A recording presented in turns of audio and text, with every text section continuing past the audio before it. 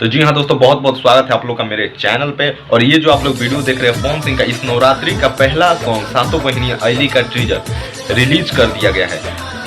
मैं सोचा आप लोगों को बता देता हूँ, क्योंकि आज मेरा थोड़ा तबीयत डाउन था, बिल्कुल भी वीडियो बनाने का मन नहीं था, लेकिन आप लोग मेरे जैसे इंतजार करते होंगे इसलिए मैं वीडियो बना रहा हूँ। और आप लोग को बता दूं, ये सॉन्ग वेब म्यूजिक से तो आने वाला है, लेकिन वेब म्यूजिक के यूट्यूब के ऑफिशियल चैनल पर टीजर को रिलीज नहीं किया गया है। जी हाँ दोस्तों, पवन सिंह के ऑफिशियल इंस्टाग्राम अकाउंट पे इस टीजर को रिलीज किया गया है, लेकिन वेब म्यूजिक यूट्यूब चैनल पे कम्युनिटी में ये पोस्ट किया गया है कि यह वीडियो सॉन्ग है जो 5 बजे शाम में आप लोग को देखने को मिलेगा। तो जी हाँ दोस्तों, बहुत ही खुशी का माहौल है। पावर स्टार पवन सिंह का पहला नवरात्रि सॉन्ग आने वाला है, सातों बहिनी अली, और बहुत ही प्यारा सॉन्ग होने वाला है इसमें।